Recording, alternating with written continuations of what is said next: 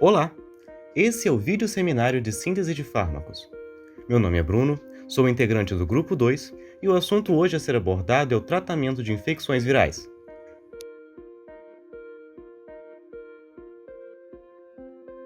Todos os anos, milhões de pessoas morrem no mundo por infecções causadas por vírus, apesar dos grandes esforços na medicina moderna e da disponibilidade de algumas vacinas.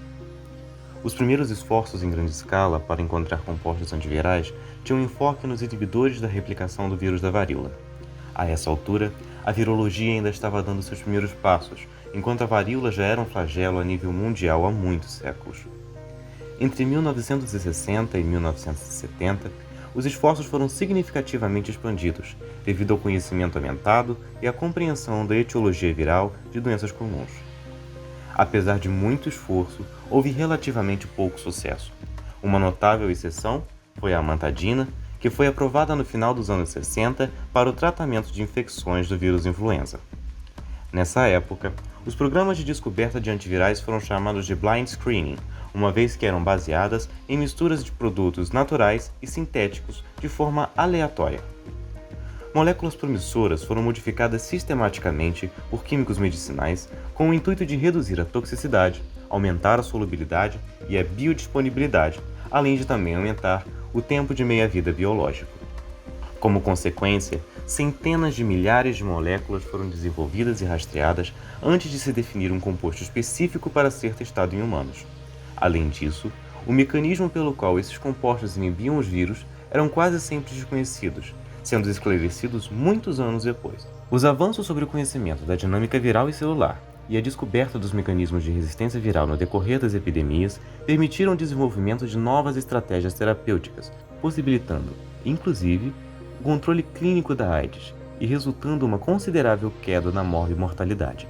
O primeiro antirretroviral a ser lançado foi a zidovudina, em 1987, sob o nome comercial de Retrovir pelo laboratório GlaxoSmithKline. Depois, vieram a didanosina, em 1991, e a zalcitabina, em 1992. Atualmente, mais de 60 anos após a descoberta do primeiro fármaco com atividade antiviral, o tratamento de infecções virais ainda persiste como um desafio na área farmacêutica, uma vez que, para grande parte das viroses, ainda não existem tratamentos eficientes disponíveis.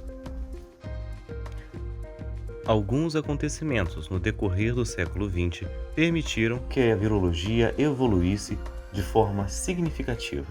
Logo no início do século, em 1918, uma grande epidemia de gripe espanhola foi iniciada com a mutação do vírus influenza, causando a morte de, no mínimo, 50 milhões de pessoas. Essa pandemia foi uma das mais mortais já registrada. Em meados do século, já em 1955, a busca por fármacos antivirais foi iniciada quando Dorothy Hamre e colaboradores demonstraram que algumas tiosemicarbamazonas inibiam o vírus da vaccinia, cultivado em camundongos e ovos embrionados, com base nos estudos de Domargue e colaboradores, que mostraram a atividade dessa classe de substâncias químicas sobre o bacilo da tuberculose, uma bactéria de multiplicação intracelular. O nome de Dorothy Hamre, no entanto, foi e ainda é ocultado da história por ela ser uma mulher. A literatura a referencia apenas com um sobrenome, quando a referencia. Dorothy Hamre também foi responsável pela descoberta do primeiro coronavírus, em 1965, nomeado, então, de 229E. Em 1957, o interferon, uma proteína produzida por células hospedeiras, foi descoberta por Isaacs e Lindemann.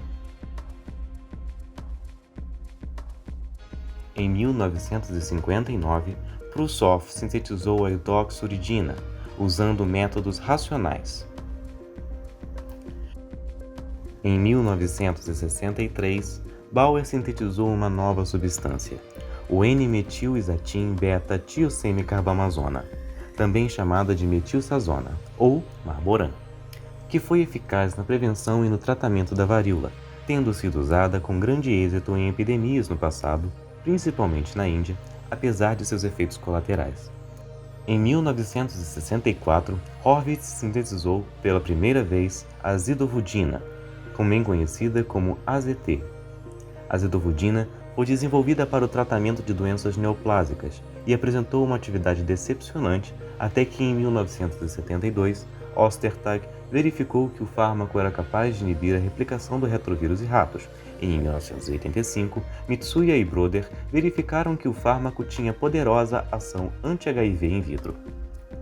Ainda em 1964, uma triagem empírica resultou na introdução da pesquisa da amantadina, nas quais as modificações moleculares geraram alguns derivados eficazes. Em 1977, a vidarabina, o primeiro agente antiviral anti-herpes vírus, foi aprovado pelo FDA.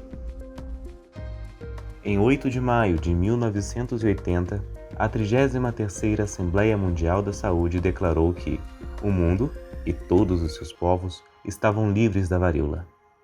A frase marcou a maior conquista de saúde pública da história e o fim de uma doença que acompanhou a humanidade por 3.000 anos, custando 300 milhões de vidas apenas no século XX. Também, no início dos anos 80, ocorreu a expansão acelerada dos casos de AIDS. Em 1982, o aciclovir foi aprovado para o uso contra o herpes vírus e a varicela zoster. Foi iniciada, então, a era da terapêutica antiviral efetiva e seletiva. Em 1987, o AZT foi liberado pelo FDA para o tratamento da AIDS, o primeiro fármaco utilizado no tratamento dos portadores de HIV. Em 1988, Gertrude Lyon e George Hitchens são laureados com o Nobel de Medicina pela descoberta e desenvolvimento do aciclovir, o primeiro análogo nucleosídeo anti-herpes vírus. Agora vamos falar um pouco sobre as infecções virais e a atualidade, começando pelo SARS-CoV-2. Em dezembro de 2019, surgiram na cidade de Wuhan, na China, diversos relatos de uma pneumonia de etiologia desconhecida. Rapidamente, casos semelhantes se espalharam pelo território chinês e começaram a ser identificados em outros países pelo mundo. O agente etiológico foi então isolado e identificado como um novo tipo de coronavírus. Após o sequenciamento do genoma, o vírus passou a ser identificado como SARS-CoV-2, abreviação para Síndrome Respiratória Aguda Grave, por coronavírus 2. A real origem e fonte do vírus ainda permanece desconhecida. Contudo, hipóteses como a transmissão por fonte animal, como por exemplo morcegos e pangolins, ou de humanos para humanos, ainda figuram como uma das mais aceitas. Pertencente à família Coronavidae, é um vírus RNA fita simples envelopado, tendo como sua característica mais marcante a presença de pontas em forma de coroa na sua superfície externa. Devido à rápida propagação dos casos da doença pelo mundo, a Organização Mundial da Saúde decretou no dia 11 de março de 2020 o status de pandemia para a Covid-19. A transmissão ocorre através de gotículas respiratórias, contato próximo com pacientes doentes e possivelmente por contato fecal-oral e aerosol.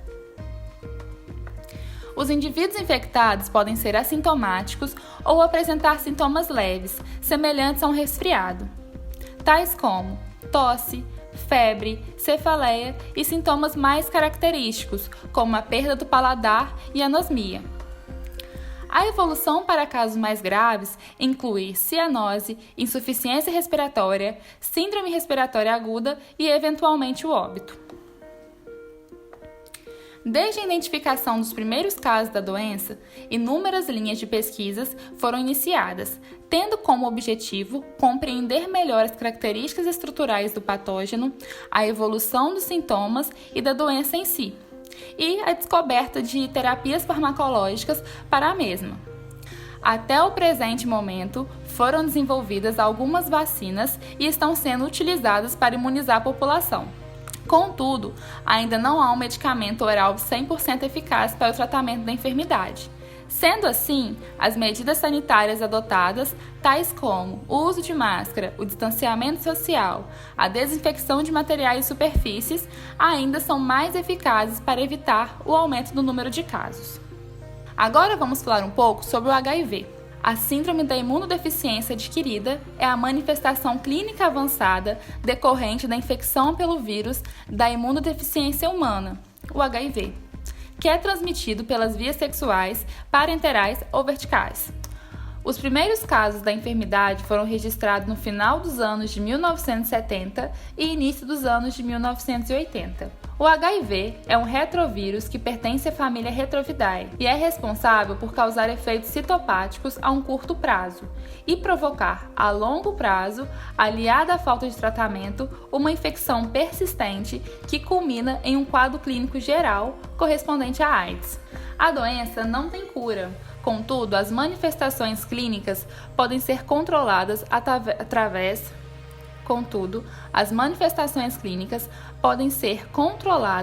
através de adoção de terapias medicamentosas, prolongando assim a vida do enfermo. A terapia antirretroviral é uma área complexa, sujeita a constantes mudanças. Contudo, a utilização dos antirretrovirais é o tratamento mais utilizado atualmente. As classes de drogas usualmente adotadas são inibidores da transcriptase reversa, moléculas que inibem replicação, bloqueando a transcriptase reversa, consequentemente, impede a montagem do DNA viral. E também são utilizados inibidores da protease, que impede que a protease clive as cadeias proteicas produzidas pela célula infectada em proteínas virais, não havendo, portanto, a montagem da partícula viral. Esses fármacos antirretrovirais podem ser utilizados separadamente ou de forma combinada. Além disso, há a investigação de diversas novas moléculas que podem ser empregadas na terapia medicamentosa. E atualmente existem linhas de pesquisas que buscam o desenvolvimento de uma vacina para a enfermidade. No início da era da terapia antiviral, devido ao pouco conhecimento sobre a biologia molecular dos vírus e a toxicidade dos primeiros antivirais como a metizazona e análogos nucleosídeos como a iododexiuridina e a vidarabina, pensou-se que seria impossível obter um agente antiviral sem interferir no metabolismo celular.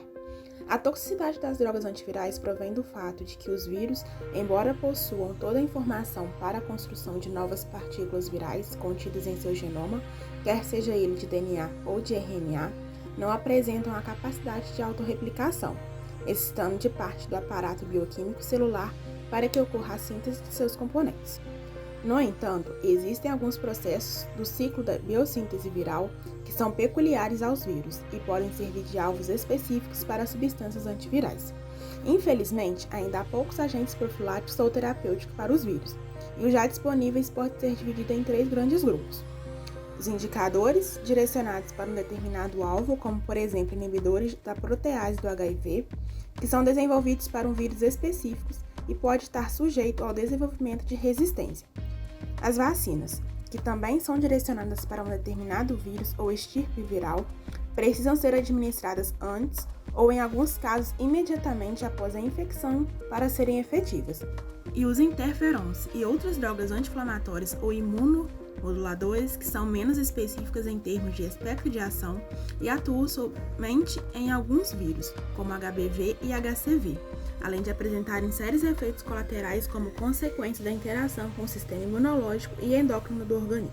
A prevenção ainda é a melhor saída quando se trata de infecções virais, visto que a maioria dos agentes antivirais disponíveis são mais efetivos na fase de replicação do vírus. Esta etapa, no entanto, pode se dar de forma assintomática, tornando tardia a intervenção medicamentosa. Os fármacos antivirais dificilmente são seletivos para o patógeno, devido à interação do vírus com as células do hospedeiro e as alterações metabólicas causadas por eles. No entanto, há enzimas específicas dos vírus que se tornam importantes alvos para fármacos antivirais. As classes farmacológicas. Análogos nucleosídeos. Os análogos nucleosídicos surgiram de extensos programas para a seleção de substâncias anticancerígenas por sua capacidade de interferir na síntese do DNA celular. Assim, as primeiras drogas antivirais baseadas nessa classe de substâncias eram capazes de atuar no DNA viral, mas também na síntese do DNA celular, como consequentes efeitos tóxicos para as células dos pacientes. Inibidores nucleosídeos da transcriptase reversa. Entre os fármacos antivirais disponíveis atualmente, temos os inibidores nucleosídicos da transcriptase reversa, que tem como representantes abacavir, lamivudina, estavudina, zidovudina, dentre outros. A indicação terapêutica principal desses fármacos é o tratamento do HIV. Os inibidores não nucleosídeos da transcriptase reversa são uma outra classe de antirretrovirais e o mecanismo de ação desta classe consiste na ligação do fármaco à enzima transcriptase reversa próximo ao local catalítico, inativando-a. São utilizados no tratamento de HIV, combinando a outros antirretrovirais. Os fármacos disponíveis dessa classe são nevirapina e favirenz. A maior parte dos representantes dessa classe são também indutores, substratos ou inibidores de enzimas hepáticas do citocromo P450. Inibidores de protease. Os inibidores de protease, de uma classe representada pelos fármacos aprenavir, atanazavir, darunavir, fosamprenavir, nalfinavir, saquinavir, entre outros, eles atuam impedindo que o vírus imaturo se estruture corretamente e assim o RNA viral não ficará devidamente estabilizado e os novos vírions não se tornarão infecciosos.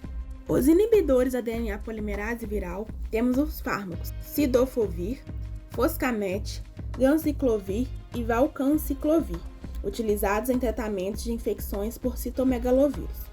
Apresenta como principais efeitos adversos a nefrotoxicidade, alterações sanguíneas e problemas oculares. Outras 3 classes utilizadas no tratamento por infecções do HIV são o inibidor da fusão do HIV das células hospedeiras, inibidor da integrase raltegravir e agonista de receptor de quimiocina, Maviroc. No Brasil, o oseltamivir, Tamiflu, é o antiviral utilizado em casos graves de influenza A, disponibilizado apenas pelo Ministério da Saúde. Não é comercializado para evitar a automedicação e resistência do vírus. Exemplos de fármaco. O AZT é bastante conhecido por ter sido o primeiro fármaco introduzido no tratamento do HIV. Continua sendo uma terapia utilizada, mas atualmente combinada com outros antirretrovirais. Como o AZT, a didanosina é um dideoxinucleotídeo desenvolvido em 1990 e liberada para o tratamento da AIDS no final de 1991. A forma ativa, ou didanosina trifosfato, age da mesma forma que o AZT, porém apresenta meia-vida de 8 a 12 horas e alguma atividade contra o vírus AZT resistentes. Zalcitabina. A zalcitabina é um análogo da citosina que possui atividade anti-HIV-1 sinérgica com uma variedade de agentes antirretrovirais contra as cepas de HIV-1. Indinavir. O Indinavir foi liberado para o uso em março de 1996 como inibidor da protease HIV-1 e HIV-2. Tem um mecanismo de ação semelhante ao saquinavir. Tal inibição impede a clivagem da poliproteína precursora viral, que ocorre durante a mutação das partículas virais recém-formadas. O ritonavir também inativa as proteases do HIV-1 e HIV-2 e o tipranavir é um dos mais recentes inibidores da protease. O aciclovir, utilizado contra vírus da herpes simples tipo 1 e tipo 2 e contra os vírus da varicela zoster, é 30 vezes mais potente contra as enzimas da hipervírus do que contra a enzima do hospedeiro. Síntese do aciclovir. O aciclovir é sintetizado a partir da alquilação da guanina com 2-clorometil-etilbenzoato na presença de trietilamina. Os grupos hidroxila e amino da guanina devem ser previamente protegidos com o grupo timetizil-zilil e previamente tratados com hexametil-dizilazano. Depois da hidrólise, isola-se o produto 9-oxil-metozil-metilbenzoíla guanina. O produto deve ser tratado com uma solução de metanol e amônio que removerão o grupo protetor do fragmento hidroxiretosil-metila, gerando o aciclovir.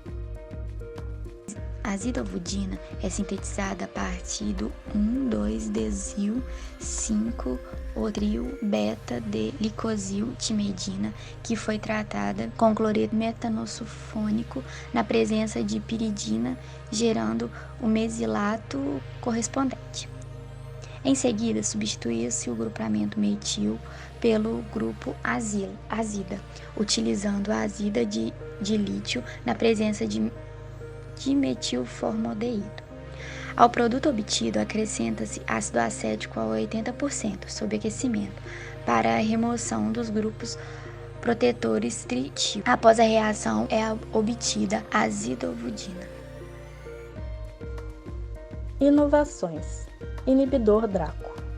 Para superar os obstáculos da terapia tradicional, um inibidor original foi desenvolvido e atua em um amplo espectro de vírus, não apresentando toxicidade para 11 tipos de culturas de células de mamíferos, além de ser adequado para administração profilática ou terapêutica.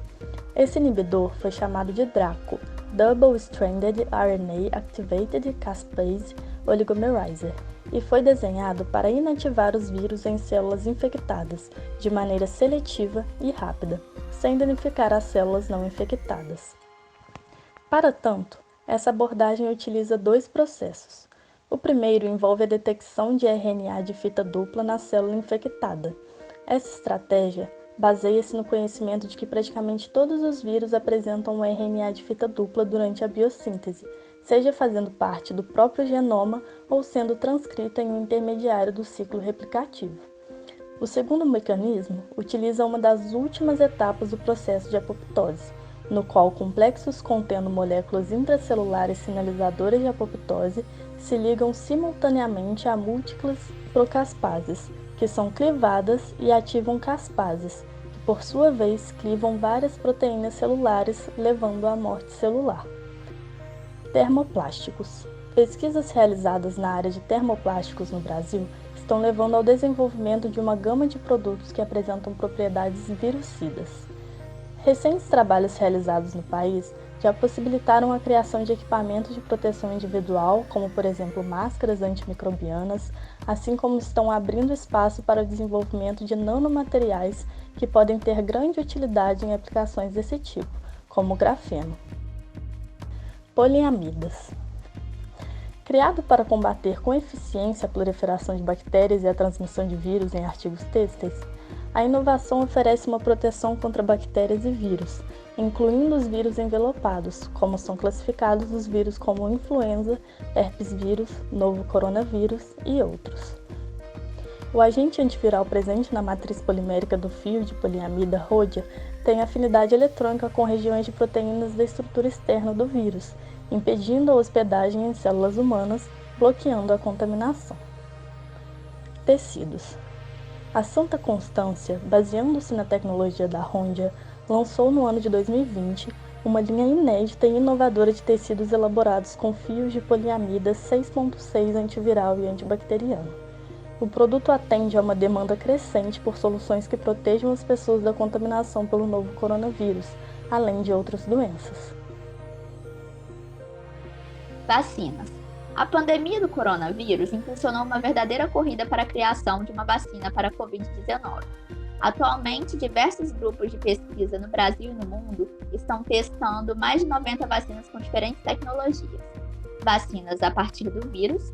Atualmente, vacinas contra o sarampo e a poliomielite são produzidas a partir do vírus enfraquecido ou inativado. Cerca de 7 grupos de pesquisa ao redor do mundo estão elaborando vacinas contra a Covid-19 baseado nessa técnica, vacinas de vetores virais. Para elaborar essa vacina, um vírus, como o do sarampo ou o adenovírus, enfraquecido e que não pode gerar a doença, é geneticamente modificado para produzir proteínas do coronavírus. Esse vírus enfraquecido e geneticamente modificado é chamado de vetor viral. Esse vetor viral, ao ser induzido no organismo sob forma de vacina, poderá se replicar dentro das células ou não, caso seus genes principais tenham sido desativados, mas produzirá proteínas do coronavírus que estimularão o sistema imunológico sem induzir nenhuma doença. Vacinas de ácido nucleico. Nas vacinas de ácidos nucleicos, a informação genética, DNA ou RNA de uma proteína do coronavírus é inserida nas células humanas. Esse material genético, quando introduzido no organismo sob forma de vacina, é capaz de induzir a produção de cópias de proteínas do coronavírus pelas próprias células do indivíduo, induzindo uma resposta imune contra o coronavírus. Vacinas à base de proteínas. Uma das possibilidades para imunização contra o coronavírus é injetar diretamente no indivíduo as proteínas do vírus, os fragmentos de proteínas ou os invólucros de proteínas que imitam a camada externa do coronavírus. Isso estimularia o sistema imune do indivíduo, protegendo-o contra infecções futuras. Vacina acelular. Um grupo de pesquisas do Instituto Butantan, em São Paulo, estuda a combinação de duas estratégias biotecnológicas para o desenvolvimento de uma vacina celular. O grupo pretende utilizar proteínas recombinantes de antígenos de superfície do coronavírus, que estimulariam a produção de anticorpos específicos contra o coronavírus, associadas a vesículas de membrana externa, usadas como matriz suporte dos antígenos, para que a partícula mimetize o vírus. Informações importantes para o público leigo.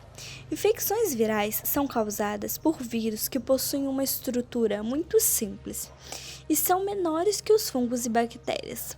Por ser uma estrutura muito simples, eles necessitam de outras células para se reproduzir. A maioria das infecções virais apresentam poucos sintomas e a gravidade desses sintomas depende do poder de infecção do vírus e também do estado de saúde do paciente.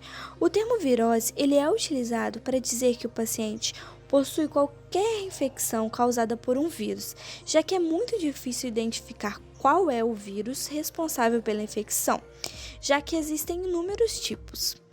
Geralmente, as infecções virais mais brandas possuem duas origens: as que causam resfriados, conjuntivite, infecções respiratórias, que são os adenovírus, e as que causam infecções intestinais, lesões na pele e até mesmo meningites, que são os enterovírus. Para o tratamento de infecções virais, são usados medicamentos para curar os sintomas, por não existir um tratamento específico para combater o vírus. Por esse motivo, são utilizados geralmente analgésicos e antitérmicos, além de muita hidratação e repouso. Uma medida muito eficiente para se evitar a infecção viral e que vem sendo muito disseminada nas mídias atuais, devido ao quadro de pandemia que estamos passando, devido ao coronavírus, é o simples fato de se fazer uma correta higienização das mãos com água e sabão ou álcool 70%. Agora nós vamos abordar algumas curiosidades sobre as principais epidemias virais que ocorreram na história da humanidade, iniciando-se pela gripe espanhola. A gripe espanhola ela foi uma pandemia que ocorreu entre 1918 e 1919, atingindo todos os continentes e deixando um saldo de no mínimo 50 milhões de mortos. Agora falando um pouco sobre a varíola. A varíola ela assombrou o mundo por mais de 3.000 anos, pois a sua transmissão, que ocorria por meio do vírus ortopoxvirus variolae, acontecia de pessoa para pessoa, por meio das vias respiratórias. Dentre os principais sintomas, os infectados eles apresentavam febre, seguida de erupções na garganta, na boca e no rosto. Felizmente, graças à campanha de vacinação em massa, a doença foi erradicada do planeta em 1980. Sobre HIV. Ao final de 2008, estimou-se que cerca de 33,4 milhões de indivíduos estavam infectados pelo vírus HIV em todo o mundo, sendo que a África é a região mais atingida, com 67% do total dessas pessoas. De acordo com essas estimativas, a AIDS situa-se como a quarta principal causa de óbito em todo o mundo. Agora falando sobre a gripe suína. O vírus H1N1, responsável por causar popularmente o que nós conhecemos como gripe suína, foi o primeiro patógeno a ocasionar uma pandemia no século XXI. Após seu surgimento em porcos no ano de 2009, ele se disseminou em um ritmo acelerado por outros países, matando cerca de 16 mil pessoas. No território nacional, o primeiro caso da doença foi confirmado em maio de 2009, sendo que, um pouco mais de um mês após essa primeira notificação, 627 pessoas estavam infectadas no Brasil, segundo dados fornecidos pelo Ministério da Saúde. Aqui estão as referências que nós utilizamos para montar essa apresentação. Muito obrigada pela atenção. Muito obrigado por assistir esse vídeo. Nosso grupo, o Grupo 2, é composto pela Arina, por mim, Bruno, pela Fernanda, pela Lívia, pela Carol pela Mariana, pela Olivia e pela Tainara. Até a próxima!